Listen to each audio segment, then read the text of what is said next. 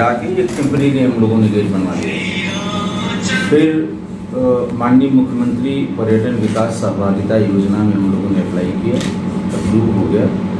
आधा पैसा ट्रस्ट ने दिया और आधा पर्यटन विभाग में हमारा गेट बनना शुरू हो गया। गेट का हमने जब शिलान्यास कराया था तो मुख्यमंत्री श्री ब्रजेश पाठक जी ने इसका शिलान्यास भी कर दिया। हमारा स्ट्रक्चर पूरा तैयार हो गया है। चूँकि उसके ऊपर अभी पत्थर लगने का, रेड स्टोन और वाइट स्टोन लगने का कार्यक्रम होना है, तो उसमें हम कोई चीज़ चिपका नहीं चल सकते, तो ख़राब न लगे इसके लिए हमने उससे फ्लैक्स से इसको अभी कवर करा दिया है। लेकिन वो हमारा मूल गेट है, उसमें एक करीब 2.5 फीट का ऊपर स्तूप और बनना है, बस वो होगा। यहाँ कहीं कहाँ है उसका वो, ये है इसका जो ड्राइंग पास हुई थी वो ये है। सामने ऐसे कर इसकी फोटो अभी हम आपको व्हाट्सएप पर दिखेंगे। यहाँ तक बना है, अब इसके ऊपर एक स्तूप है, ये बिल्कुल बन के एकदम पूरा तैयार हो गया है ना। इसी के ऊपर फ्लैश लगा के हमने जी देखिए सब ये इतना बन गया है और ये स्तूप और रह गया है।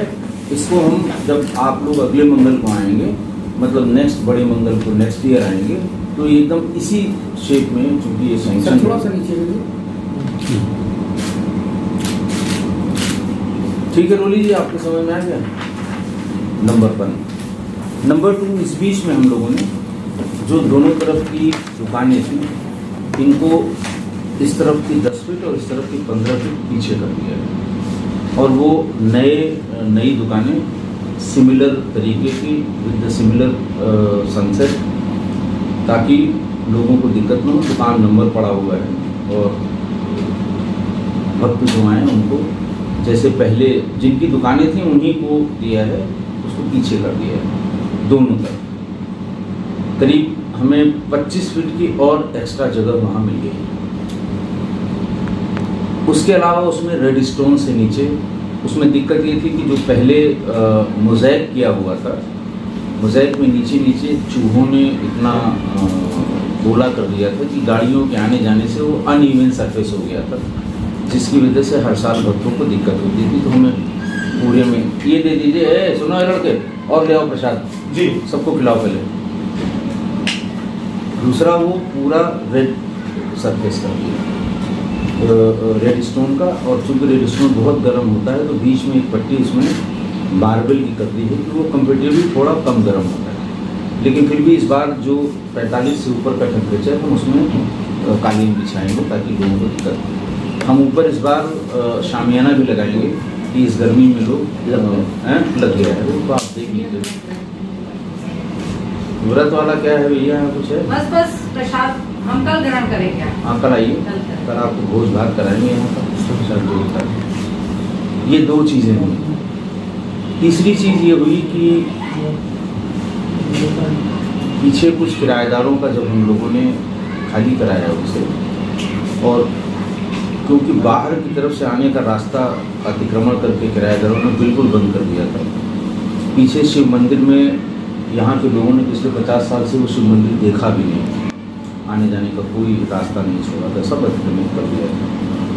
तो हम लोगों ने सोचा कि वो पीछे उनसे लड़ाई लड़ेंगे, सिविल के मुकदमे हैं, पता नहीं कितने साल चलेंगे। तो हम इस तरफ से गेट अपना बना लें, ताकि पर साल से हमने जो भक्त निकलते थे उनको पीछे जो बगिया वाला रास्ता है उससे बाहर कर देते थे, तो जो जहाँ जूता उतारता था वहीं तक पहुँच जाता था। पिछले साल से पहले 10 साल तक, भैया बैठिए, एक कुर्सी और ले आओ, उधर बैठिए।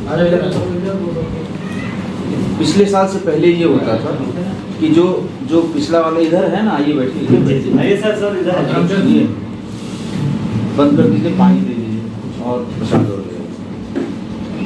पिछले साल जो पीछे वाला बड़ा गेट था, लोग इससे बाहर जाते थे, घूम के तब गेट पे आते थे, चूँकि मेन रोड से, चूँकि बिना जूता चप्पल के होते थे, तो ये बड़ा भारी कष्ट था गर्मी में यहाँ से वहाँ तक जाना हो गया।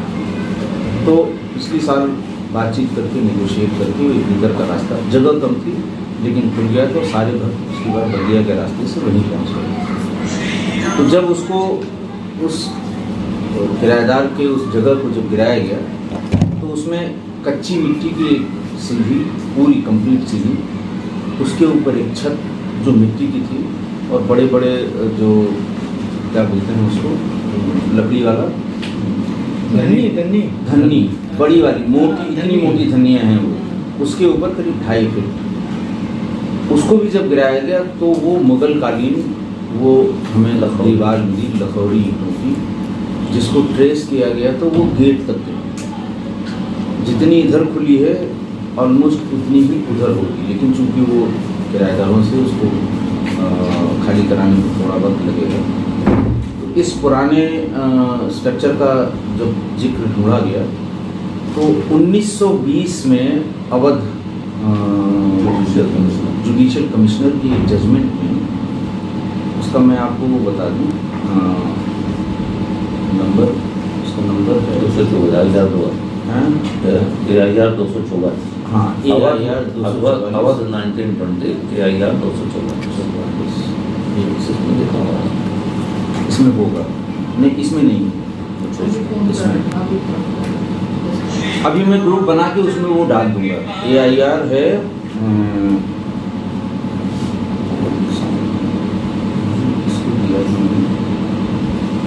हाँ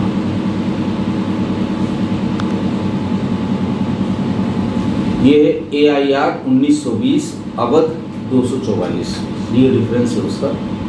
और उसमें उस वाले गेट का जिक्र है, जो एक बड़ा गेट है, उसमें लकड़ी के ऊपर 1901 में नॉर्दर्न रेलवे वर्क्स यूनियन के किसी अध्यक्ष ने तांबे की पत्र चढ़ाई थी। उसको देखा गया तो तांबा तो फिर चोर लोग उखाड़ ले गए। ये कब निकला है सर? कौन सा? ये जो गेट कब निकला? अभी 1 महीना भी नहीं हुआ इसको।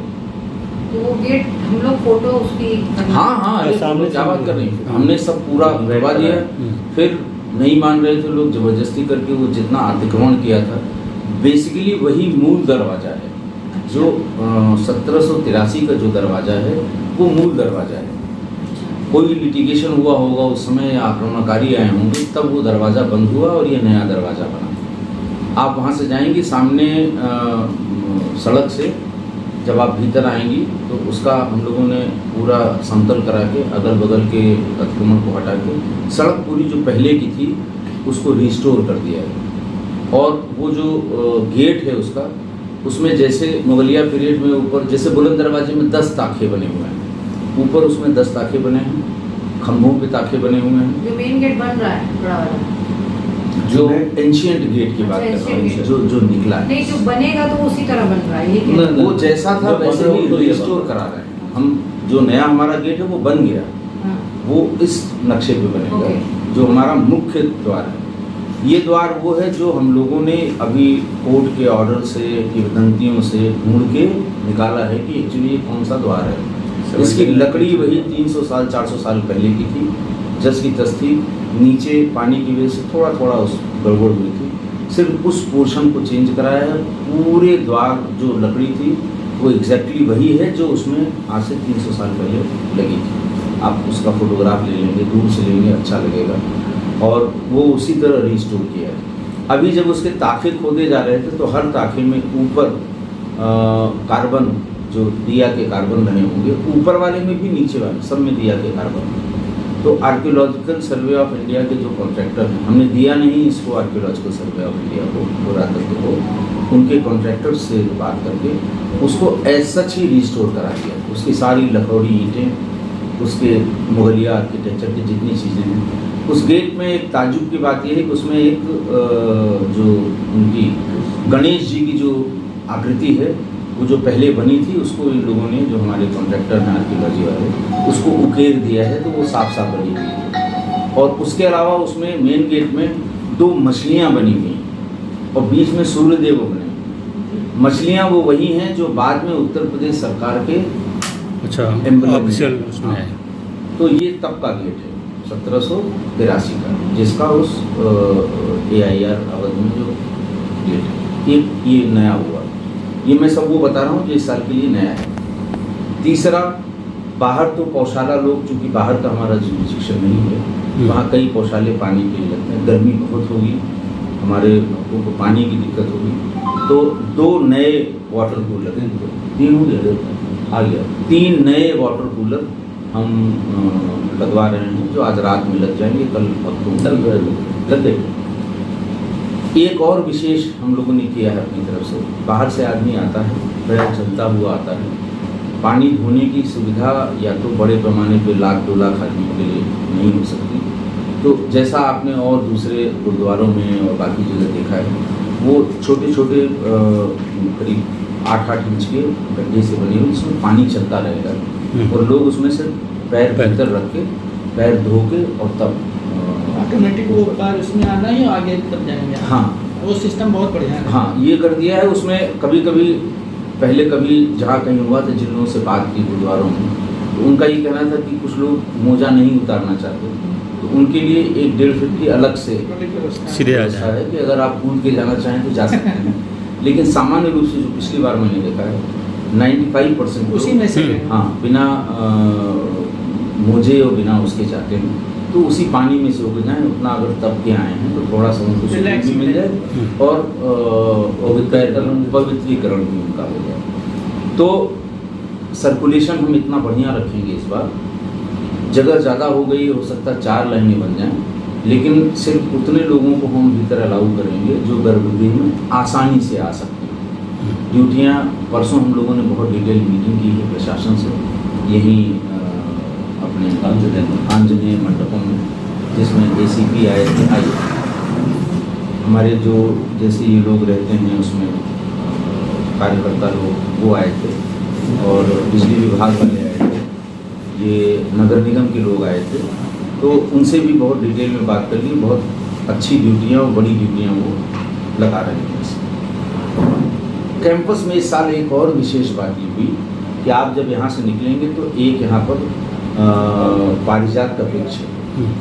पारिजात के वृक्ष की फ्लावरिंग सामान्य रूप से यहाँ पर पहली बार पिछली साल हुई थी, नवंबर और दिसंबर का उसका मौसम है, लेकिन पिछले 15 दिनों से ये पारिजात का वृक्ष प्रतिदिन, जैसे कल रात में इसमें 13 फूल लगे।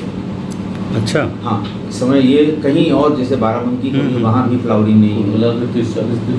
हाँ, इस समय जो इसका ये है कि ठीक 9 बजे, अगर आप 9 बजे तक रुकें, 8:45 बजे से इसके पंखुड़ियाँ हल्का हल्का फूलना शुरू होती हैं। लोग यहाँ उस समय बैठ के देखते हैं, 9 बजे तक वो पूरा खिल जाए, इतना बड़ा होगा वाइट।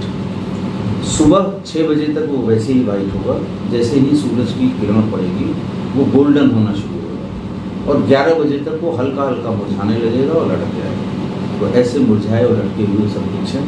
और आज जो हम लोगों को भी नेकेड आई से दिखाई देने लग रही हैं, 4 या 5 आज भी रात में 9 बजे वो खिल जाएंगे। एक ये नई चीज़ है, उनकी कृपा है या कोई क्लाइमेट चेंज है, विश्व जाने, लेकिन यहाँ लोगों को ये मानना है, हनुमान जी की कृपा है कि ये मई-जून में इसकी फ्लावरिंग जेठ में होता है। हाँ, जेठ में हो रहा है, जो काम कुवार में होता था जेठ में हो रहा है।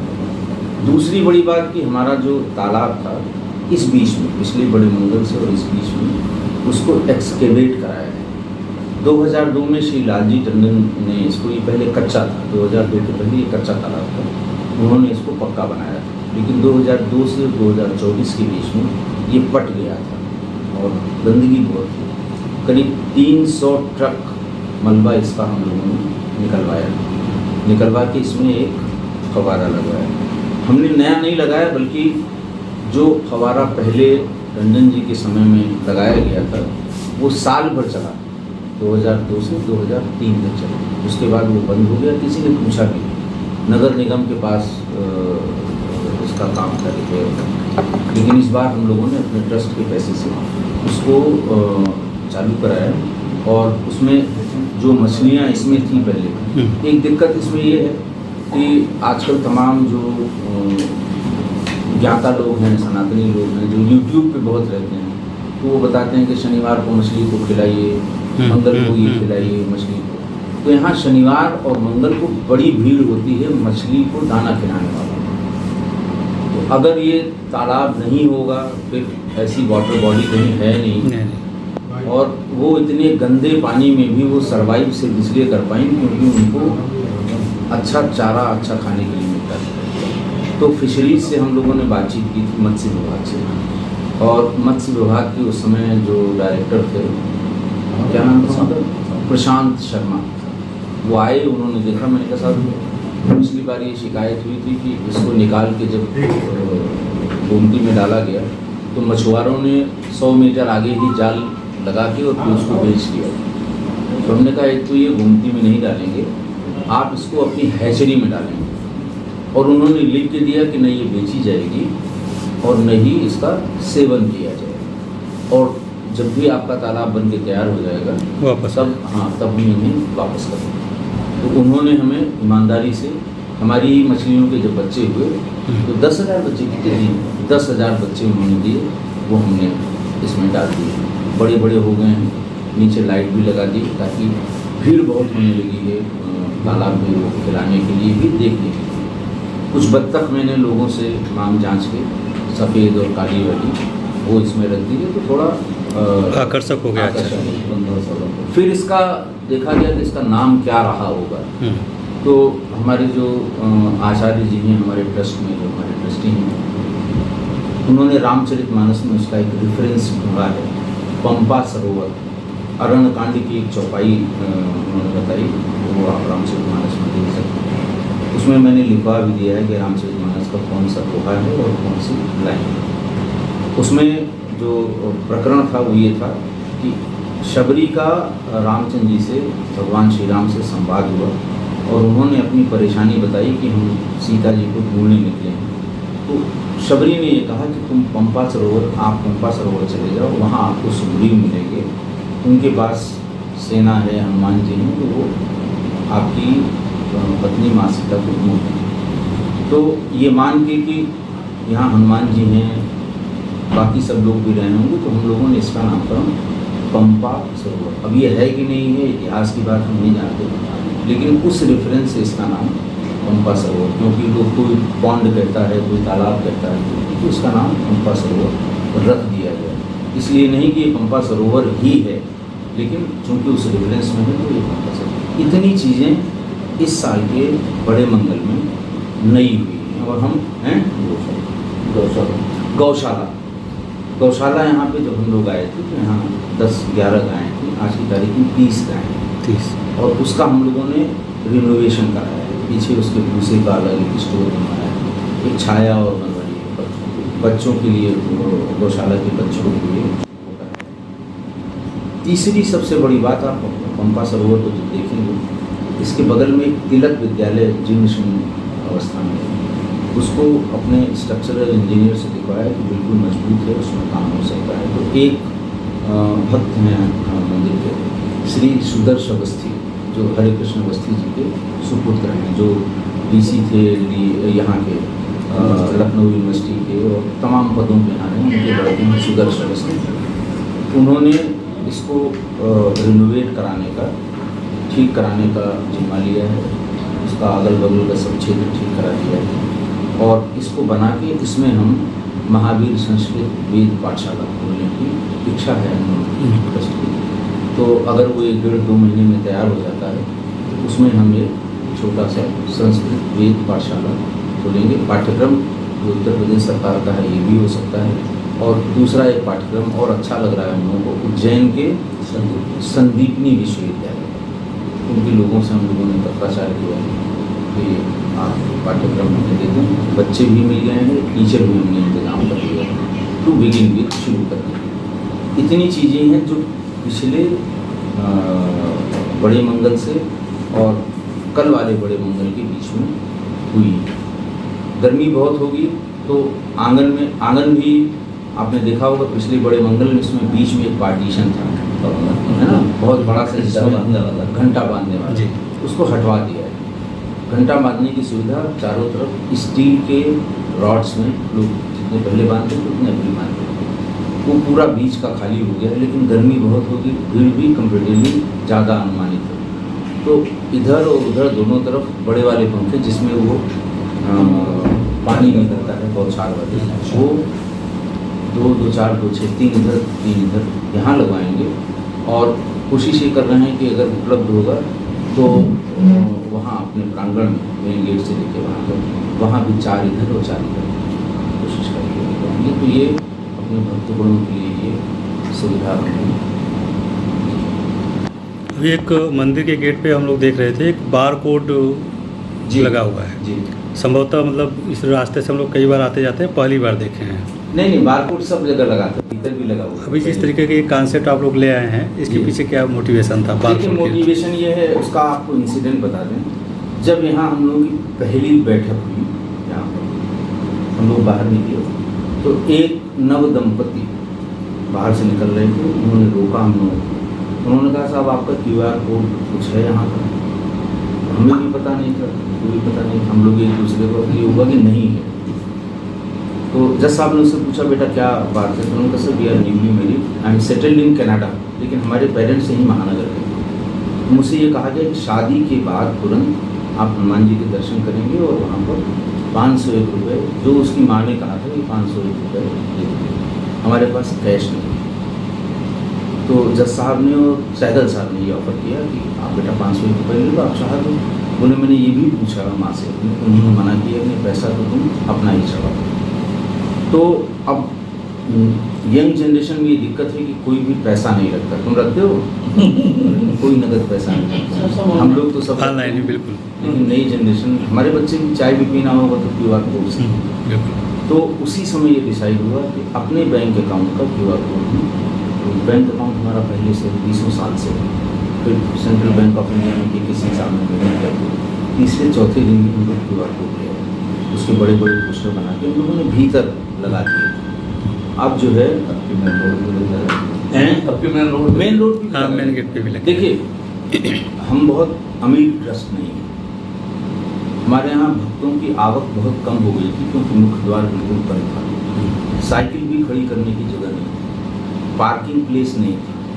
तो दूसरी जगह जहाँ मंदिर तो वहाँ चले जाते थे, रुकता ही नहीं था कोई यहाँ पे। तो हमारे जो दान पात्र का कलेक्शन था वो इतना कम था कि मुश्किल से अपने कर्मचारियों की तनख्वाह। तो हम लोगों ने सबने बैठ के डिसाइड किया कि भक्तों की सुविधा अगर बढ़ेगी तभी भक्त आएंगे, और ये हम लोगों ने देख भी लिया। पिछले बड़े मंगल में जब ये पुराना गेट गिरा तभी भक्तों की आवक बढ़ गई, और धीरे धीरे हर मंगल हर शनिचर में बढ़ रही है। तो इसलिए हम लोग इस जो अब नई व्यवस्था है, हमें उम्मीद है कि हमारी जो पहले एक ज़माने में जो लिटिगेशन की उस जजमेंट में दिया हुआ है, बहुत बड़ी संख्या यहाँ आती थी। और गुड़ और गेहूँ, क्या गुड़ धनिया कहते गुड़ हैं। धनिया, जी, जी। गुड़ और गेहूँ आप समझिए 300 क्विंटल एक एक मंगल में आ जाता था। पहले वही चढ़ता ही था। हाँ, तो अब ऐसी तो कोई यहाँ व्यवस्था है नहीं। पूरा आंगन भर जाता, पूरा आंगन भर जाता था। ये पहले चढ़ता था, पुजारी लोग उसी को बेच के अपना सब खर्च चलाते थे। अब हमारे पास पुराने किराएदार हैं, कोई 5 रुपये वाले हैं, कोई 10 रुपये वाले हैं। अगर हम भक्तों की सुविधा नहीं बढ़ाएंगे तो यहाँ भक्त आएंगे नहीं, फिर कितने दिन चलाएंगे इसको और कैसे चलाएंगे? और अब तक साल भर में जो भक्तों की संख्या बढ़ी है, उसी से हम ये सब काम कर पाए, सरोवर करा पाए, मंदिर का और ब्यूटिफिकेशन करा पाए। 4 करोड़ का काम। हाँ, और हमारी जो SOP है वो ये है कि हम हर 3 घंटे पर सफाई कराते हैं। आप सामान्य समय में जब आएंगे तो आपको सबसे साफ मंदिर मिलेगा, आंगन, गर्भगृह सब एकदम बिल्कुल क्लीन मिलेगा।